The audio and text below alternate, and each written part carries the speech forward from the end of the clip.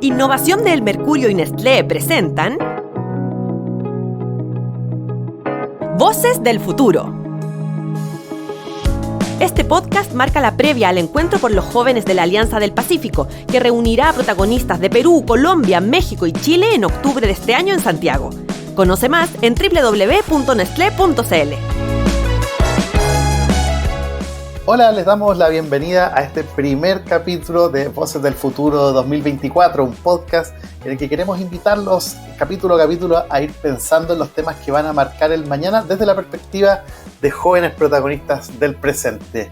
Y este programa lo hacemos y lo vamos a hacer junto con Sofía Rosso, quien es líder de la iniciativa por los jóvenes de Nestlé Chile. Hola Sofía, ¿cómo estás?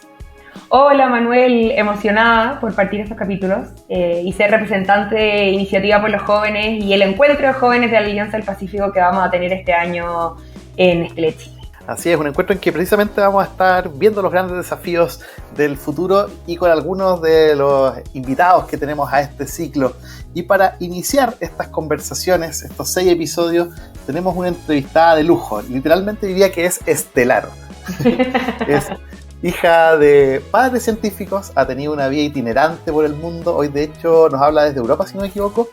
Es astrónoma, es divulgadora científica, es embajadora de UNICEF, es influencer, es una persona que está convencida de que hay que romper con esa caricatura de la super mujer y por eso se muestra tal como es en redes sociales, inteligente y al mismo tiempo una persona normal. Pero sobre todo es una persona con perspectiva, que conoce como pocas quizás la era de la disrupción tecnológica y de disrupción innovativa en la que estamos y que probablemente nos va a acompañar durante toda la vida a nosotros y a las siguientes generaciones. Por eso estamos ya con Teresa Paneque, bienvenida, ¿cómo estás? Hola Manuel, Sofía, súper contenta, súper honrada de poder estar aquí en el primer capítulo de esta serie que es tan necesaria y que estoy segura que va a dar mucho de qué hablar. Es muy bonito que se gire la perspectiva hacia mirar cómo quienes muchas veces se habla como del futuro, pero realmente quienes hoy en día ya somos parte y estamos tratando de aportar a lo que es hoy nuestra sociedad y a cómo podemos avanzar para asegurarnos que ese futuro sea cada vez mejor. Sí. Te hago una pregunta como al tiro, como un poco personal, pero con algo de perspectiva. Se habla mucho del tema de la ansiedad y que hay mucha ansiedad, mucha incertidumbre respecto del futuro, que imagino que la incertidumbre es normal, pero pareciera que estamos en una época en que hay más ansiedad y más incertidumbre que lo que estábamos acostumbrados como seres humanos, ¿no? ¿Tú tienes esa misma perspectiva? ¿Tú sientes eso? Yo siento mucha ansiedad. Yo soy una persona bastante ansiosa. Varias veces, sobre todo en los últimos años, he llorado por política, he llorado por angustia, por susto a lo desconocido, a lo que se pueda venir en distintas facetas. Creo que es natural porque estamos en un mundo extremadamente conectado, donde sabemos lo que está pasando en distintas partes del mundo, sabemos del sufrimiento y como astrónoma en particular no deja de sorprenderme que nuestro propio planeta, que debiese ser algo en escalas universales tan pequeño, tan compacto, tengamos tantas realidades tan distintas y situaciones que están pasando que nos están afectando. Entonces, creo que sí, la ansiedad al cambio climático, la ansiedad a lo que pueda venirse en los próximos años, el no tener la certeza de si en 10 años más vamos a contar con los recursos hídricos para poder sostenernos y cómo eso sobre todo va a afectar a la gente que tenga menos ingresos, es todo un temazo. Yo prefiero frente a esa ansiedad ser optimista, porque creo que si no es una ola que uno no puede superar, es algo que te ahoga por completo. Entonces elijo ser optimista y confiar en que al igual que yo, que pretendo trabajar activamente y poner mi piedrita y mi aporte para que ese futuro pueda ser bonito, también hay cientos, miles, millones de otras personas jóvenes, pero también de distintas edades que están queriendo aportar en esa dirección. Entonces, si quienes nos escuchan sienten ansiedad del futuro, que sepan que yo también y que yo creo que es inevitable si es que somos personas empáticas y si es que somos personas que nos interesa estar informadas de lo que está ocurriendo, es inevitable sentir esa ansiedad. Lo importante es que el sentimiento no nos paralice, sino que tratemos de ocuparlo para hacer cambios en nuestros entornos locales, hacer pasos en la dirección correcta y realmente creer que cualquier aporte, por pequeño que sea, está siendo un cambio, está haciendo algo positivo y que pueda ayudar a bajar ese nivel de ansiedad cuando somos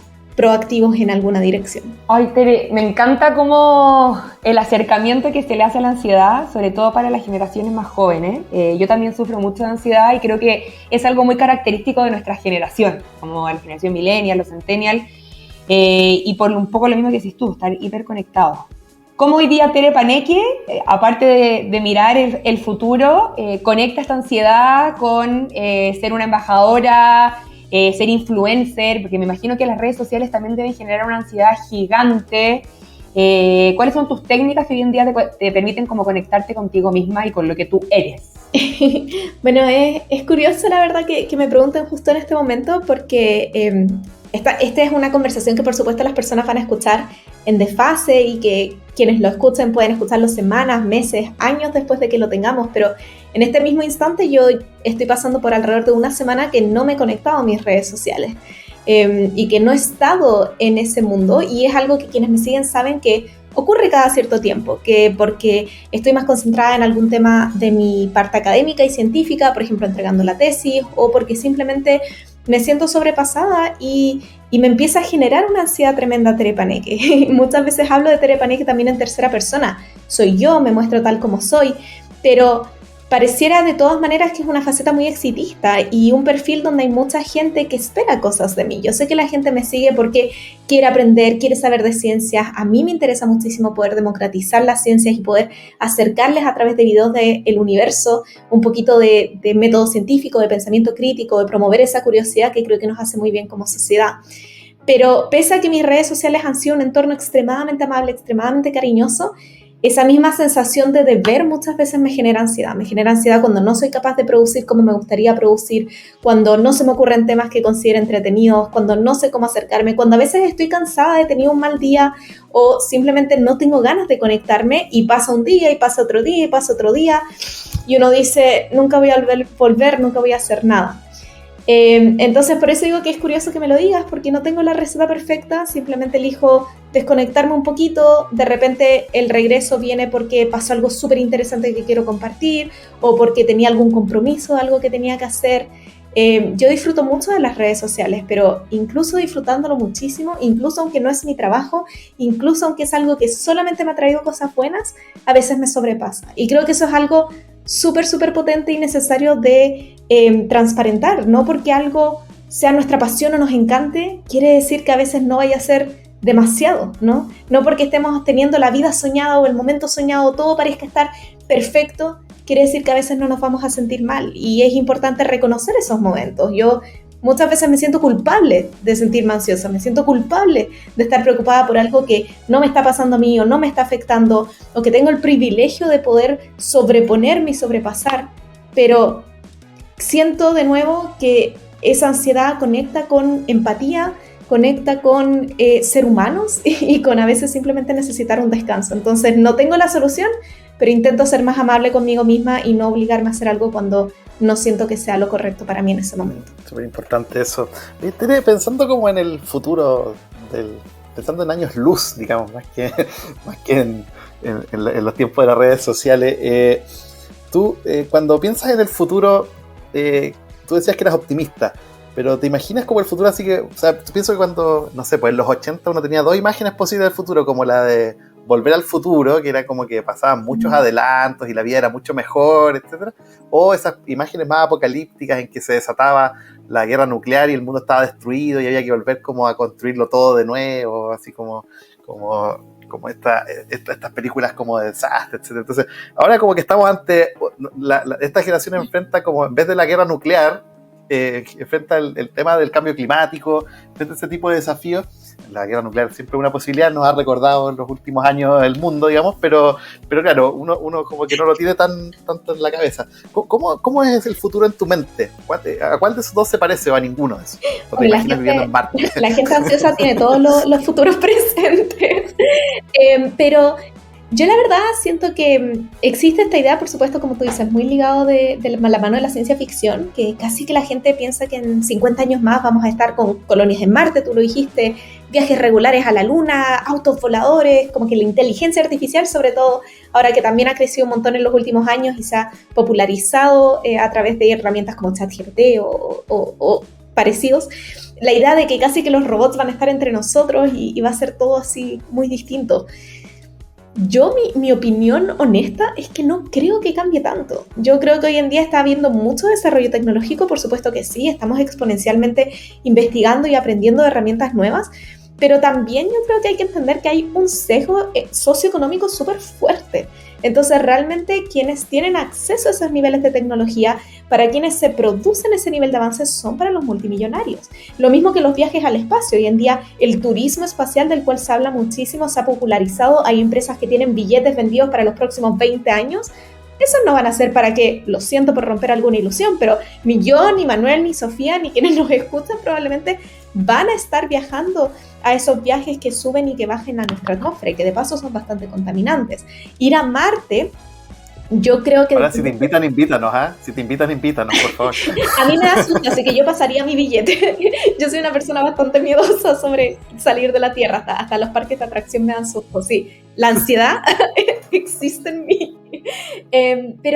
Pero siento que también colonizar otros planetas es muy difícil. O sea, yo no veo eso ocurriendo. Al día de hoy no hemos logrado ni siquiera hacer un retorno desde Marte.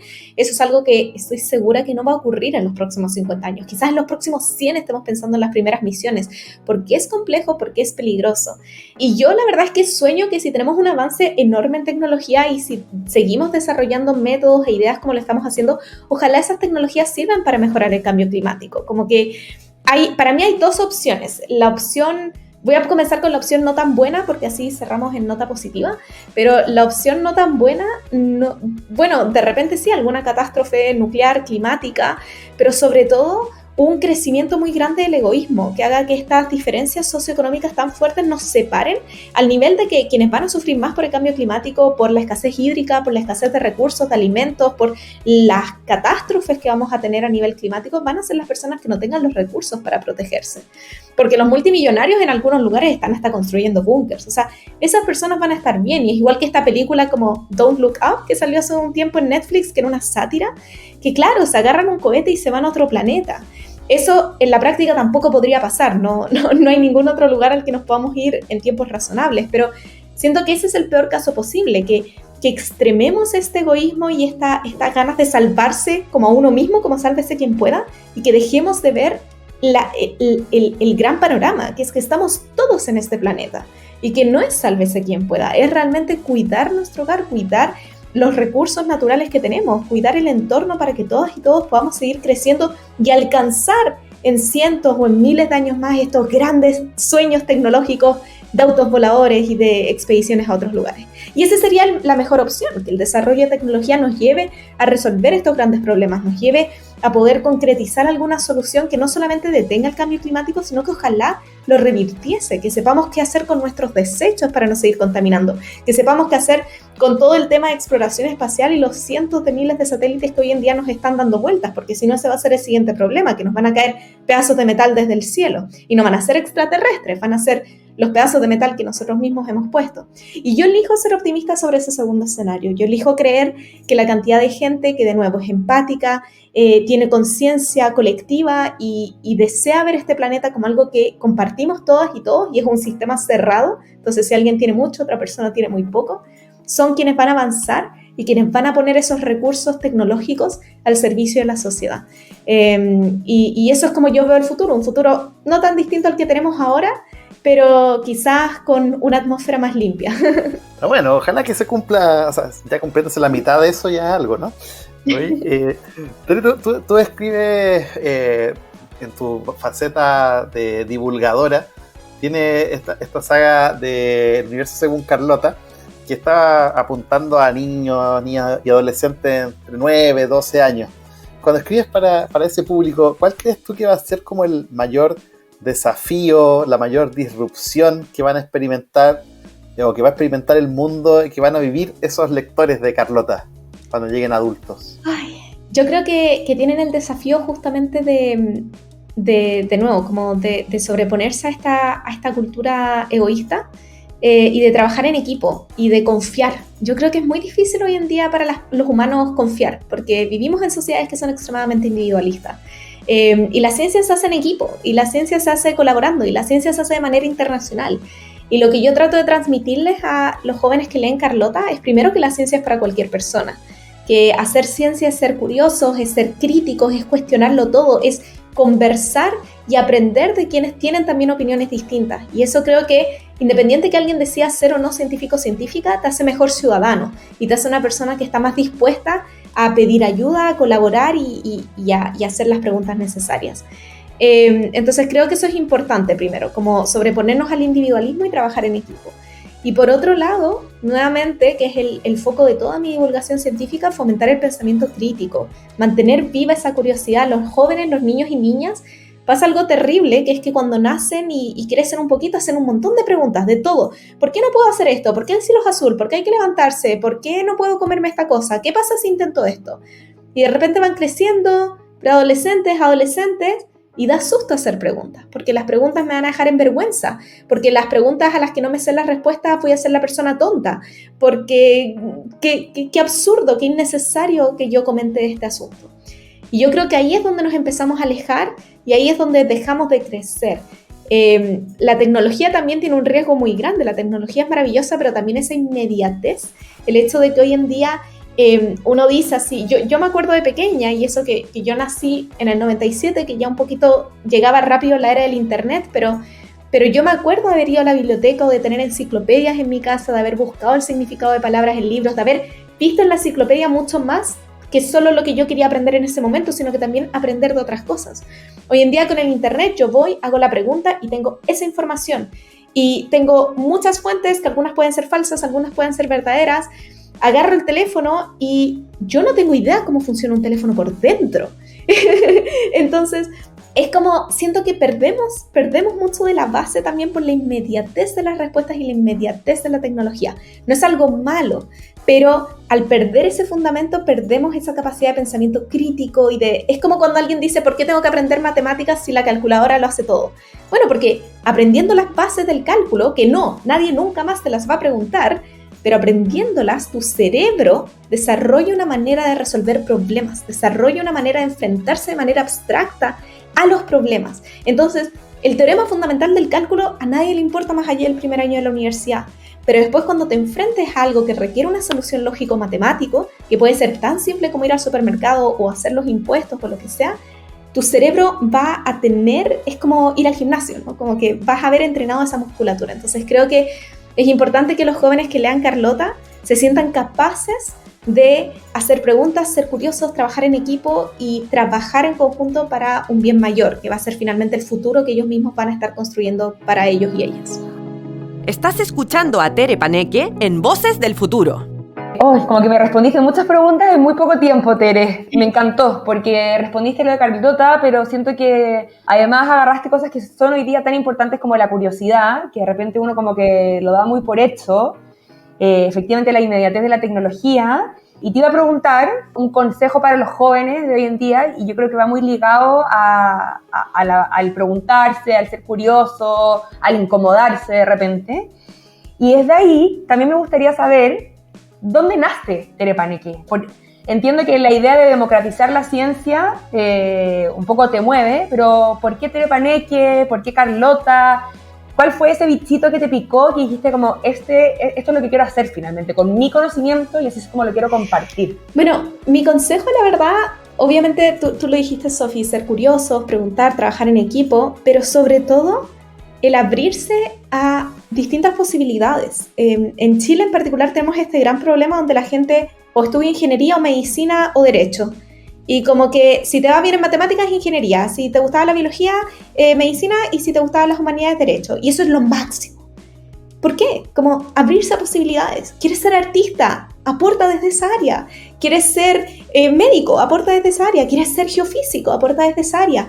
Como que se abran a la paleta infinita de posibilidades desde donde pueden con sus talentos aportar y juntos construir una mejor sociedad. Y eso tiene mucha relación de cómo nace Tere Paneque, porque mi vocación máxima es la de la docencia. Yo cuando era pequeña lo que hacía no era mirar al cielo y las estrellas, nunca tuve ningún tipo de entusiasmo por el cielo nocturno. A mí me gustaba poner a mis muñecos en fila y hacerles clases. Y como yo vivía fuera del país, porque mis papás eran científicos, hubo un tiempo en que vivía en el Reino Unido y hablaba en inglés, y venían mis abuelos de Chile o de Cuba a visitarme y ellos no hablaban inglés. Entonces yo los ponía entre mis muñecos y les hacía clases de inglés. Y siempre mi lugar favorito en el mundo es frente a una pizarra. A mí me encanta hacer clases y me encanta la docencia y por mucho tiempo quise ser profesora. O sea, yo al día de hoy admiro profundamente a todos los docentes del mundo y creo que hacen una labor fundamental y maravillosa. La única razón por la cual yo no estudié pedagogía es porque yo misma también tenía muchas ganas de entender y de seguir siendo estudiante. Y elegí ser científica porque sabía, como mis padres eran científicos y mi papá en particular es académico de una universidad, sabía que a través de la ciencia iba a tener la posibilidad de también hacer clases y que iba a poder explorar estas dos áreas que me apasionaban, que era yo entender y también yo poder compartir lo que yo entendía. Y por eso le digo a los chicos y chicas que no se cierren a la paleta, porque no tienes que ser una sola cosa. Yo estudié astronomía con el objetivo de poder algún día hacer clases. Después decidí que yo también quería mucho seguir por la ruta académica, pero eso no evitó que yo empezara a hacer talleres para estudiantes de colegio, me metiera en iniciativas de divulgación y la verdad es que yo de pequeña lo que más hacía era leer libros de fantasía. Entonces también tenía este sueño de escribir. Se me dio la posibilidad. Ok, ahora también soy escritora. No tengo por qué elegir una sola cosa, no tengo por qué tener un solo gusto, no me tienen por qué solo gustar las matemáticas y entonces no me pueden gustar las humanidades. Puedo serlo todo. Y Tere Paneque ha sido realmente construida sobre una serie de oportunidades y de eventos que no he buscado. Yo empecé con redes porque para el eclipse del 2019 decidí no viajar al norte, me quedé en Santiago y cuando yo estaba haciendo el magíster en esa época y cuando llamaban a la universidad pidiendo a algún astrónomo que explicara las cosas, todos los profes habían ido a ver el eclipse y el periodista de la universidad dijo, bueno, tengo una estudiante, ¿te sirve? Ya bueno, que venga. Y les gustó cómo hablaba. La gente me quería seguir, me creé las redes. Empecé con TikTok porque estaba en Alemania, era la cuarentena, la pandemia. Dije, bueno, nadie me va a mirar acá, pero algún día cuando vuelva a Chile podré decirle a los profes que aquí tengo un montón de videos para ellos. Al mes tenía 130.000 seguidores porque a la gente le gustó. Me llamaron de la editorial, oye, ¿te tienes que escribir un libro? Probablemente lo hicieron porque era influencer, pero no contaban con que a mí me encantaba escribir. Entonces le fue súper bien. Y lo de UNICEF también fue algo que me ofrecieron. Entonces, Tere Paneque se ha ido construyendo sobre cosas que han llegado y que yo he decidido que las quiero hacer y que no puedo negarme esta posibilidad de hacerlas en este momento porque nunca va a ser el momento perfecto y son cosas que me apasionan y es algo que hago porque realmente me nace y porque siento que hacer ciencia es algo que hago por mí, es algo que de cierta manera es egoísta. Yo estudio formación de planetas, que suena súper cool, pero en la práctica ¿cómo eso ayuda? ¿Cómo eso aporta? Bueno, aporta a través de utilizarlo como una herramienta para promover la ciencia, para democratizar la ciencia, para facilitar el acceso, para ocupar mi plataforma también para hablar de temas más allá de la astronomía, porque mi plataforma se llama Tere Paneque, es mi nombre, yo soy Teresa Paneque, y por ende creo que es importante mostrar que soy mucho más que una científica, soy alguien que tiene conciencia social, soy alguien que quiere aportar, soy alguien que quiere educar, soy alguien que quiere ella también crecer, y todas esas cosas las trato de mostrar como puedo, de la mejor manera que se me ocurre en ese momento a través del perfil. Y finalmente, solo para cerrar, el tema de Carlota se basa en lo que es para mí el núcleo y el sostén en todo esto, que es mi familia.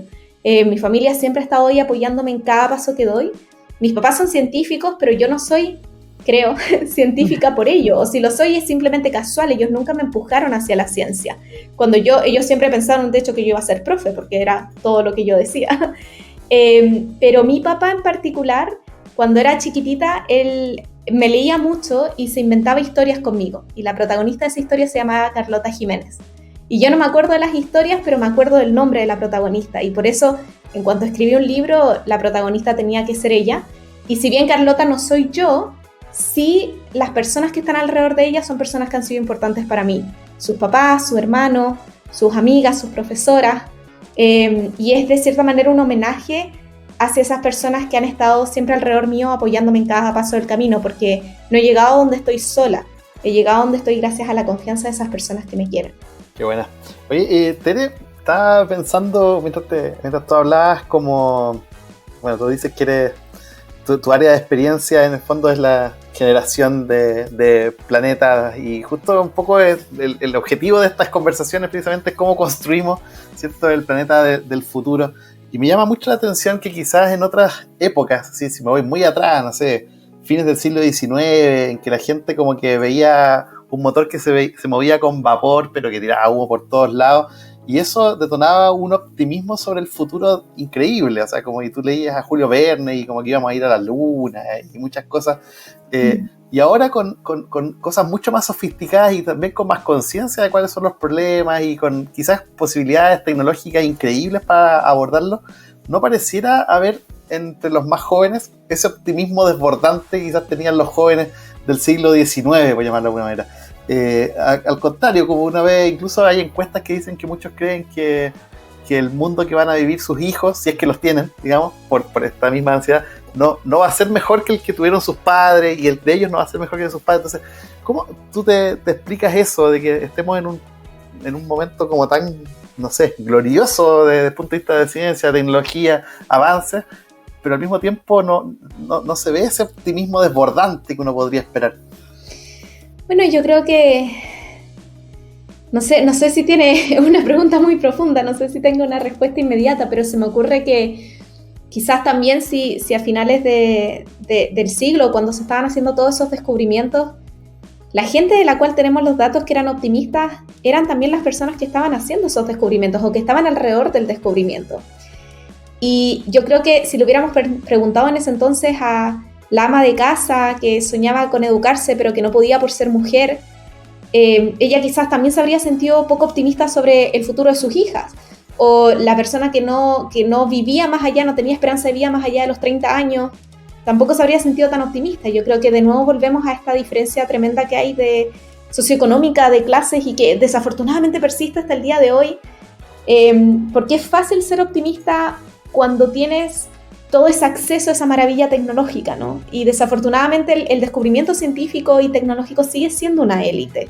Tratamos de bajarlo, y yo creo que la gente, por ejemplo, en Chile, que es un país profundamente astronómico y científico, yo creo que la gente sí se siente optimista cuando hablamos de que, oye, estamos más cerca de descubrir tal cosa, o se comentan los descubrimientos científicos en la tele.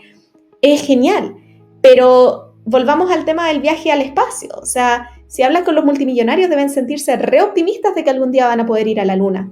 Pero yo no creo que a la persona que hoy en día le sigue costando llegar a fin de mes, o que sigue luchando para tener una pensión digna, o que dice, bueno, ahora puedo vivir hasta los 90 años, pero ¿en qué condición voy a vivir hasta los 90 años? La gente que no puede tener una casa, que no se puede independizar, esas personas siguen con este tipo de ansiedades, que yo creo que es lógico también entender el por qué no se pueden dar el espacio de estar optimistas respecto al desarrollo tecnológico, porque es una sensación de que esto a mí no me toca, esto es genial, pero esto no es algo que sea parte de mi mundo. Y eso creo que es algo en lo que tenemos que trabajar, como en realmente, vuelvo a ocupar la palabra, democratizar tanto el conocimiento como también el acceso.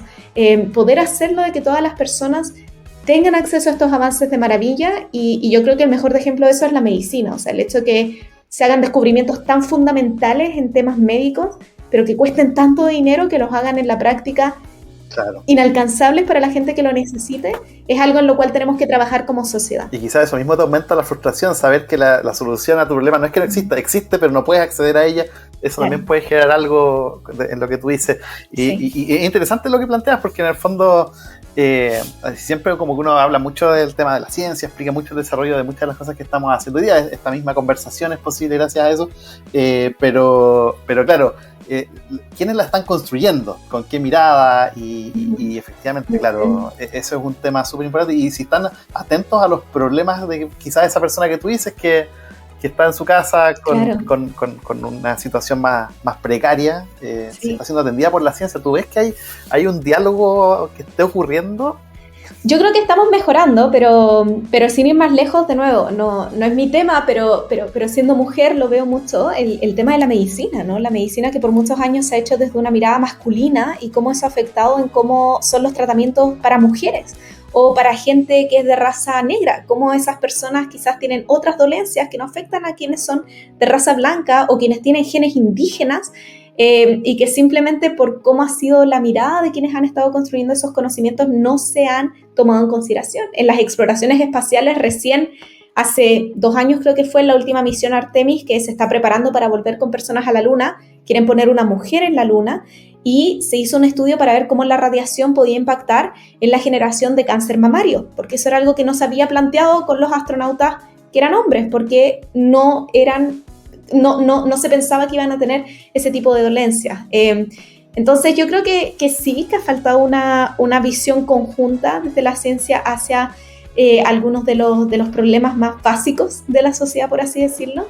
Pero creo que es algo que se está trabajando y creo que es algo de lo cual hay conciencia, y eso es súper importante también para terminar con una nota de optimismo. O sea, hoy en día yo lo veo desde la academia, desde que yo entré a la universidad, o sea, el paso más básico de la academia, el 2014, hasta ahora que han pasado 10 años, 2024, ha habido un cambio importante en cuanto al machismo internalizado que sigue teniendo sobre todo la Academia de las Ciencias Más Exactas, de entender que hay situaciones que no pueden ocurrir, que hay microagresiones machistas que no se pueden dar, en crear espacios seguros para que las mujeres no solamente ingresen, sino que se mantengan de manera activa, en crear, no sé, canales de denuncia para ciertos abusos que puedan ocurrir, en contactar a expositoras mujeres, en dar espacios para quienes sean madres y padres también para entender ese tipo de discurso. Y yo creo que también con eso ha venido una ola de que la ciencia entiende que para seguir sosteniéndose y para seguir siendo financiada también es importante que la gente sepa lo que se está haciendo, y con eso viene una ola de comunicación científica, de conexión con el medio, de participar más en programas con enfoque social.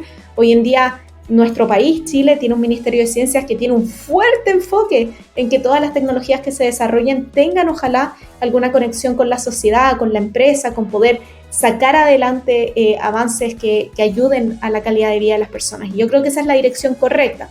Ahora, hay ciencias para las cuales eso es un poco más difícil, como la astronomía.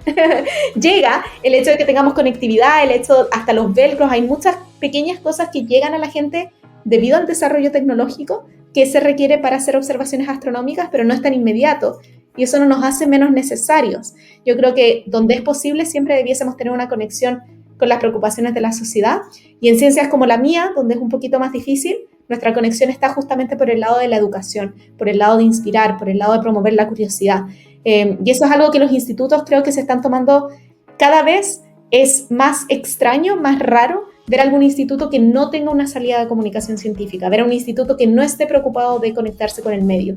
Y siento que, de nuevo, estamos avanzando en la dirección correcta. Solo tenemos que seguir empujando, no sentarnos sobre los laureles y decir que está todo listo, sino que seguir empujando y seguir avanzando en esa dirección para formar este futuro mejor.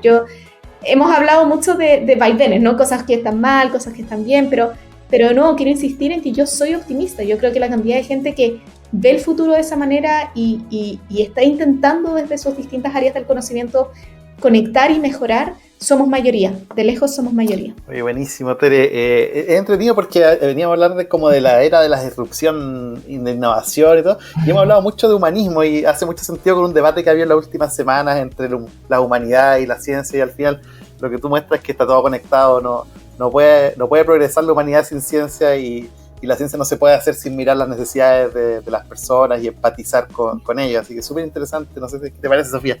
Sí, total, no, en verdad yo esperaba una conversación que no iba a entender nada, y en verdad me estaba hipnotizada con todo lo que dice Tere, con la conexión. Finalmente no dejamos de ser humanos, no dejamos de necesitar esta conexión para todo lo que hacemos, para todo lo que somos, para todo lo que viene. Así que no, me llevo una muy linda reflexión de esta conversación. Y también, para cerrar de nuevo, la ciencia la hacemos humanos. Creo que por mucho tiempo también se ha visto a los científicos como, no sé, una especie de ente distinto, que no podemos tener opinión política, o que no nos podemos equivocar, o que todo lo que hacemos es la verdad absoluta. La ciencia la hacen humanos, y por ende llevamos con nosotros los estereotipos sociales, las preocupaciones que nos aquejan, las problemáticas de nuestros países, las miradas de nuestros lugares de nacimiento. Entonces, es muy importante tener eso en consideración. La ciencia es parte de la humanidad porque es construida también por la humanidad en el mejor de los casos. Y por eso también, cuando alegamos de la equidad de género en la ciencia, es porque la humanidad somos mitad mujeres. Tenemos que estar ahí para representar a la humanidad y para realmente poder hablar de ciencia para todos y todas. Absolutamente, y por algo la esperanza de Tere es que la mayor disrupción sea precisamente en los próximos años, al final, esta humanización, entre comillas, de la actividad científica y el desarrollo tecnológico que nos ha comentado. Así que muchas gracias, Tere, por habernos acompañado en este primer episodio, y yo creo sentar como la vara con la que vamos a tener de profundidad de nuestras conversaciones de aquí en adelante. Muchas gracias, Tere. Muchas gracias a ustedes, Sofía, Manuel, un gustazo haber hablado. Gracias, y a todos quienes nos escuchan también, por supuesto. Gracias, chao, Gracias, chao. chao Sofía. Y bueno, nos estamos despidiendo hasta el próximo episodio, que lo vamos a tener un par de semanas más, en que vamos a tener una conversación tan profunda como esta sobre algunos de los principales desafíos del futuro. Nos estamos escuchando entonces en un próximo episodio de Voces del Futuro 2024. Escuchaste Voces del Futuro, un podcast presentado por el Mercurio y Nestlé que marca la previa al encuentro por los jóvenes de la Alianza del Pacífico, que reunirá a protagonistas de Perú, Colombia, México y Chile en octubre de este año y que se realizará por tercera vez en su historia en Santiago. Conoce más en www.nestle.cl.